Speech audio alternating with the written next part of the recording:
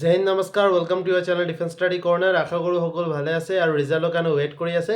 আপোনাৰ এই ৱেইটৰ মাজেদি মই আপোনাক জনাবলৈ চেষ্টা কৰিম যে আপোনাৰ একজেক্টলি ৰিজাল্ট কেতিয়া আহিব, কোনটো মাহত আপোনাৰ ৰিজাল্ট অহাৰ চান্সেছটো বহুত বেছি আছে। আৰু Assam police APRO ABOB grade 3 grade 4 driver SI boatmen firemen everything যিমান পোষ্ট আছে সকলোখিনি পোষ্টৰ ৰিজাল্ট একজেক্টলি কেতিয়া আহিব এইটো ভিডিঅ'ৰ মাধ্যমেদি মই আপোনাক জনাবলৈ এইটো চেষ্টা কৰিম। এতিয়া প্ৰথমতে আপুনি বুজিব লাগিব যে আপোনাৰ ৰিজাল্ট কিয় অলপ লেট হ'ব পাৰে। মই কিয় লেট কৈ আছোঁ, আপুনি যোনটো ভাবি আছে যে আপোনাৰ ৰিজাল্ট জুন মাহত আহিব সেইটো পচিবল নহয়। কিয় নহয় সেইটো মই ভিডিঅ'ৰ মাধ্যমেদি আপোনাক বুজাম। আৰু কিয় জুন মাহত ৰিজাল্ট অহাৰ চান্সেছটো বহুত বেছি কম সেইটো মই এইটো ভিডিঅ'ৰ মাধ্যমেদি আপোনাক বুজাবলৈ চেষ্টা কৰিম। এতিয়া আপুনি বুজক যে আপোনাৰ যোনটো এইবাৰ নিযুক্তি হ'ব সেইটো বৃহৎ নিযুক্তি হ'ব। বৃহৎ নিযুক্তি মানে বহুত সংখ্যক পোষ্টৰ একেলগে এপইণ্টমেণ্ট দিয়া যাব এজ অফ 2023 2023 চনত আৰু 2022 চনত যেনেকুৱা হৈছিলে একজেক্টলি সেইটো ছেম হ'ব এইবাৰ। চ' আপুনি এইটো কথা মনত ৰাখিব লাগিব, যদি এইটো ছেম হয় তেনেহ'লে আপোনাৰ ৰিজাল্টো সিহঁতৰ ওচৰ পাজৰে দিব বেলেগ পোষ্টৰ যেতিয়া ৰিজাল্ট দিব। এতিয়া অসম পুলিচৰ ৰিজাল্ট এইবাৰ প্ৰক্ৰিয়াটো বহুত স্পীড হৈ আছে। আপোনাৰ ফিজিকেল যেতিয়া হ'ল তাৰপিছত বহুত জল্দি আপোনাৰ ৰিজাল্ট আহি গ'ল ফিজিকেলৰ, তাৰপিছত ৰিটেন এক্সাম হৈ গ'ল, ৰিটেন এক্সামৰ বহুত জল্দি ৰিজাল্ট আহি গ'ল, আকৌ আপোনাৰ ভাইবা হৈ গ'ল। এতিয়া ভাইবাৰো বহুত জল্দি ৰিজাল্ট আহিব বুলি ভাবি আছে, কিন্তু আপুনি এইটো কথা মনত ৰাখিব লাগিব যে ভাইবাৰ অকল এক ছেপাৰেট ৰিজাল্ট কেতিয়াও নাহে। ভাইবাৰ ৰিজাল্ট মানে কি ফাইনেল ৰিজাল্ট সকলো আপোনাৰ physical plus written plus viva তিনিটাই একেলগে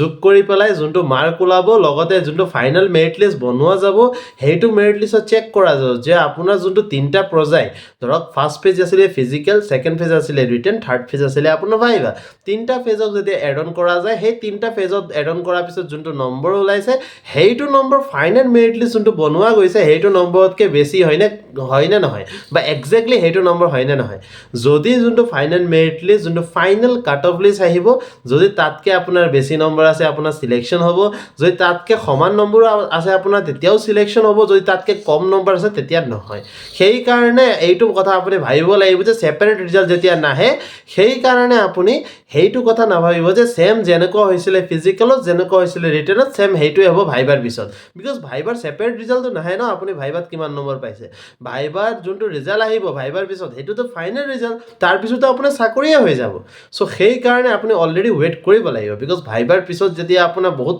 সংখ্যক তাত টাস্ক কৰিবলগীয়া থাকে, যেনেকৈ ডকুমেণ্ট ভেৰিফিকেশ্যন হয়। এতিয়া আপোনাৰ DV হৈছে কাৰেক্ট হয়, কিন্তু তাৰপিছতো বহুতখিনি বস্তু কৰা যায়। তাৰপিছত পুলিচ ভেৰিফিকেশ্যনো কৰা যায় চাগে, ভিতৰত আপোনাৰ চেক কৰা যায় যে আপুনি ডকুমেণ্ট যোনটো ছাবমিট কৰিছে সেইটো কাৰেক্ট ডকুমেণ্ট হয় নে নহয়। বিকজ যদি এনেকুৱা মানুহে চাকৰি পাই যায় যোন ডকুমেণ্টটো ইনভেলিড ডকুমেণ্ট দি পেলাই দুটা পৰ্যায় পাছ কৰিছে, তেনেহ'লে সেইটো বহুত বেয়া কথা হৈ যায়। সেইকাৰণে সেইখিনি বস্তু নহ'বলৈ আপোনাৰ ভিতৰত ডকুমেণ্ট ভেৰিফিকেশ্যনো কৰা যায়। চ' তেনেকুৱা বহুত এডমিনিষ্ট্ৰেটিভ ৰিজনৰ কাৰণে, টেকনিকেল ৰিজনছৰ কাৰণে এই যোনটো আপোনাৰ প্ৰক্ৰিয়া আছে যে আপোনাৰ ভাইবাৰ পিছত ৰিজাল্ট অলপ লেট হৈ যায়, সেইটো প্ৰক্ৰিয়া হয়। কাৰণটো কি, মই যোনটো আপোনাৰ ৰিজন বুজালোঁ যে এডমিনিষ্ট্ৰেটিভ ৰিজন, ভিতৰত আপোনাৰ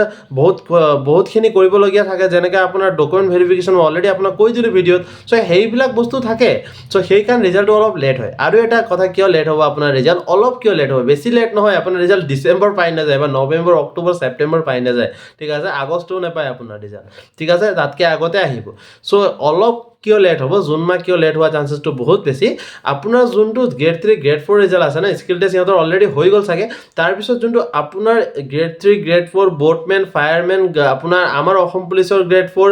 তাৰপিছত চিভিল ছেক্টৰৰ গ্ৰেড 4 ADRE, লগতে চাফাই কৰ্মচাৰী everything, boatmen firemen driver, okay, APRO messenger, APRO rider, APRO separate post, ABOB, এইবিলাক যিমান পোষ্ট আছে সকলোখিনি পোষ্টক একেলগে ৰিজাল্ট দিয়া যাব। চ' সিহঁতৰতো এক্সাম চলি আছে, সিহঁতৰ এক্সাম কমপ্লিট হ'ব, তাৰপিছত সিহঁতৰ ছেপাৰেটলি ডকুমেণ্ট ভেৰিফিকেশ্যনো হ'ব, তাৰপিছত বহুত চেকিঙো হ'ব, ৰিচেকো হ'ব যে সিহঁতে যোনখিনি ডকুমেণ্ট আছে সেইটো কাৰেক্ট হয় নে নহয়,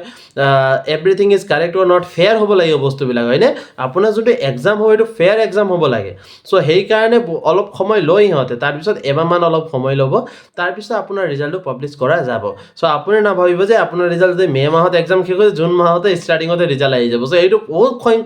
কম চান্সেছ থাকে সেইটো হ'ব পাৰে নহ'ব বুলি মই নকওঁ বাট য়েছ চান্সেছটো বহুত বেছি কম মই আপোনালোকক সেইটো কথাই শ্বেয়াৰ কৰিব বিচাৰোঁ যোনটো কথা একজেক্টলি কাৰেক্ট হয় বিকজ যদি চান্সেছেই কম আছে তেনেহ'লে যদি মই আপোনাক কৈ দিওঁ যে আপোনাৰ ৰিজাল্ট জুন মাহত আহিব কি লাভ হ'ব হয়নে চ' মই এতিয়া আপোনাক কৈ আছোঁ আপোনাৰ ৰিজাল্ট জুন মাহত আহিব পাৰে কিন্তু চান্সেছটো বহুত বেছি কম মোৰ পৰা যদি আপুনি শতাংশ খোজে কিমান শতাংশ চান্সেছ আছে আপোনাৰ ৰিজাল্ট আহিব পাৰে জুন মাহত মই একজেক্টলি আপোনাক ক'ম 10 to 20% ইমানে চান্স আছে আপোনাৰ ৰিজাল্টে জুন মাহত আহিব কিন্তু জুলাই মাহত ৰিজাল্ট অহাটো 90% চান্সেছ আছে ঠিক আছে চ' আপোনাৰ ৰিজাল্ট আপুনি মানি থওক আপোনাৰ ৰিজাল্ট ছেকেণ্ড নহ'লে থাৰ্ড সপ্তাহ জুলাই মাহত অহা চান্সেছটো বহুত বেছি কিয় কাৰণ মই আপোনাক বুজালোঁ যে সকলো পোষ্টৰ ৰিজাল্ট একেলগে দিব তাৰপিছত বৃহৎ নিযুক্তি মানে এপইণ্টমেণ্টটো সকলো একেলগে হ'ব চ' এভৰিথিং ডকুমেণ্ট ভেৰিফিকেশ্যন বহুত বস্তু কৰিবলগীয়া প্ৰক্ৰিয়া থাকে সেইকাৰণে এভৰিথিং সেইবিলাক কৰোঁতে অলপ সময় লয় চ' সেইকাৰণে আপুনি মানি থওক যে বহুত সংখ্যক চান্স আছে বহুত এক্সপেক্টেশ্যন আমাৰ আছে যে আপোনাৰ ৰিজাল্টটো Assam police ABOP APRO constable grade 4 grade 3 everything যিমান পোষ্ট আছে পোষ্টৰ এক্সাম হৈছিলে আসাম গভৰ্ণমেণ্টৰ আণ্ডাৰত ADRE কথা মই কোৱা নাই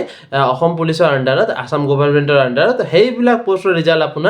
আপুনি একজেক্টলি মানিব পাৰে আপোনাৰ ৰিজাল্ট জুনৰ ছেকেণ্ড নহ'লে থাৰ্ড সপ্তাহত দিয়া চান্সেছটো বহুতেই বেছি চ' আপুনি এতিয়া মন বেয়া নকৰিব যে আপোনাৰ ৰিজাল্ট অলপ লেট হ'ব আপুনি এইটো ভাবক যে যদি আপুনি চাকৰি পায় তাৰপিছতো আপোনাৰ সময় আপুনি একজেক্টলি নাপাব আপুনি ট্ৰেইনিং যাব লাগিব তাৰপিছত জব লাইফত আপুনি ছুটি পাব নাপাব সেইটো পিছৰ কথা সেইকাৰণে এতিয়া নিজৰ লাইফটো স্পেণ্ড কৰক ফেমিলিৰ লগত সময় স্পেণ্ড কৰক ৰাইড কৰক ক'ৰবাত যাই যদি যাওক এইবিলাক যোনটো একমাহ সময় আপুনি পাইছে এতিয়া এইটো সময়টো ভালকৈ ইউটিলাইজ কৰক ফেমিলিৰ লগত ঠিক আছে টাইম স্পেণ্ড কৰক ৰিলেক্স কৰক চিল কৰক ঠিক আছে আৰু টেনশ্যন লৈ একো লাভ নাই আপুনি যোনটো কষ্ট কৰিলে সেই কষ্টৰ ফল আপুনি নিশ্চয় পাব অলপ সময় লাগিব কিন্তু ফলটো নিশ্চয় পাব কাৰণ কষ্ট এনেই কেতিয়াও নাযায় ঠিক আছে চ' এতিয়া ৱেইট কৰক আপোনাৰ ৰিজাল্টটো বহুত জলদি আহিব বহুত সংখ্যক চান্স আছে আপোনাৰ ৰিজাল্টটো জুলাই মাহত আহক জুন মাহত অহা চান্সেছটো অলপ আছে তেনেকুৱা নাহে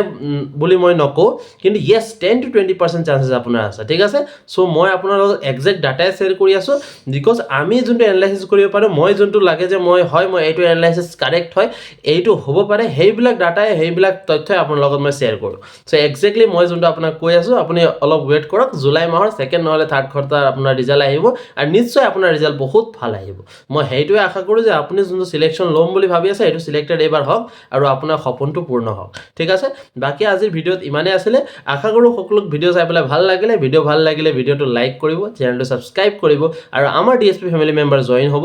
এজ এ মেম্বাৰ আমাৰ লগত থাকক আমি আপোনাৰ লগত সদায় এভৰি আপডেট সকলোতকৈ আগত আপোনাৰ লগত আমি শ্বেয়াৰ কৰিম ঠিক আছে আজিৰ কাৰণে ইমানেই আছিলে জয় হিন্দ জয় ভাৰত